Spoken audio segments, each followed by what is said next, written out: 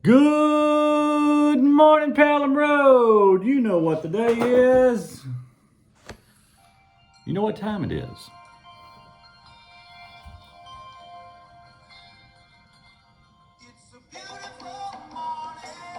Oh, yeah.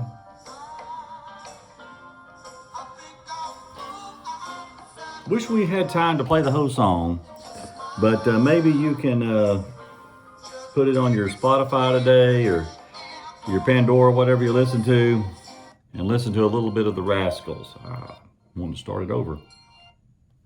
All right, let's get to it. Jesus' message was not a regional, patriotic, or national message. It was not a message tailored for one place and time, is my point. What makes his words travel through space and time is that they spoke to the large issues of humanity. Jesus did not address time management or leadership skills. He did not philosophize about theories of governing or lecture on how to improve your sex life. That's just not what he did. You see, there were three problems that handicapped humanity from the very beginning. And the first was fear. Fear of the future, fear of the unknown, fear of death. The people had no concept of germs. When they watched people fall ill, they were powerless to do anything. And with no power came immense fear. People died and they feared what would happen next. In addition to fear, there was guilt to deal with. And since Adam and Eve, guilt and blame have been passed back and forth through humanity.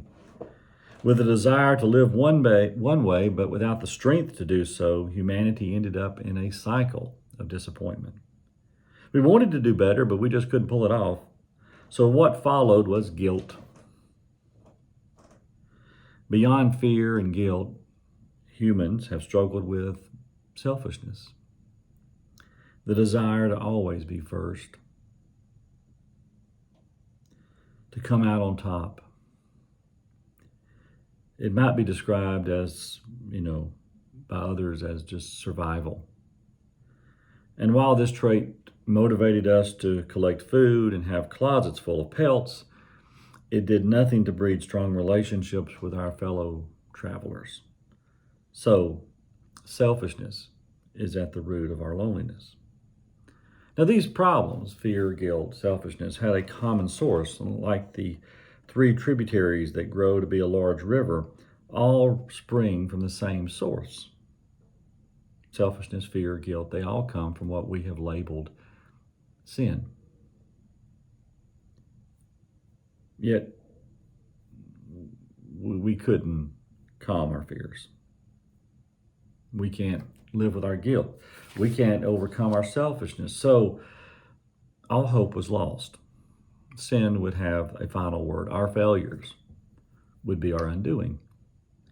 Fear of the unknown and death would morph to become the fear of neighbor, the fear of the one different from us, fear of anyone who challenged our authority. And thus we would have the birth of war, conflict, divorce.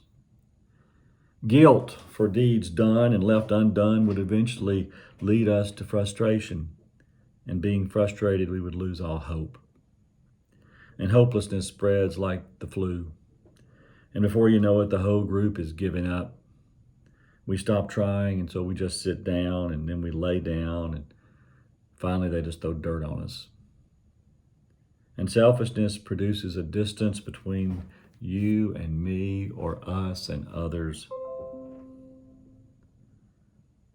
And one thing that we need for a better life is the other.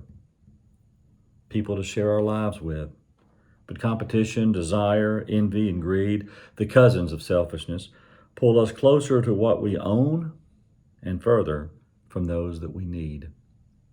So we sit alone, but we've done well. Empty on one hand, but full on the other. Full in all the wrong ways.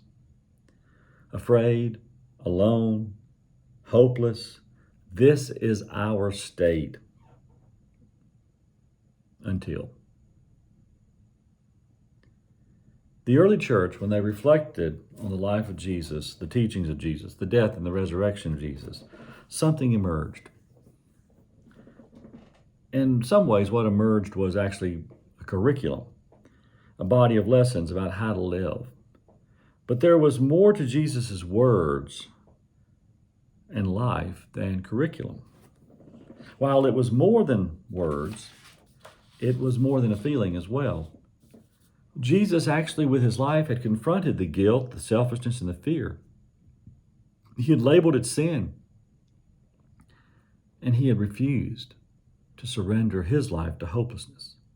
His relentless confrontation with sin and its earthly manifestations eventually brought about his death. Humans, warring against their own interest, crucified the one who was pointing them towards the unlocked door. That's the great irony.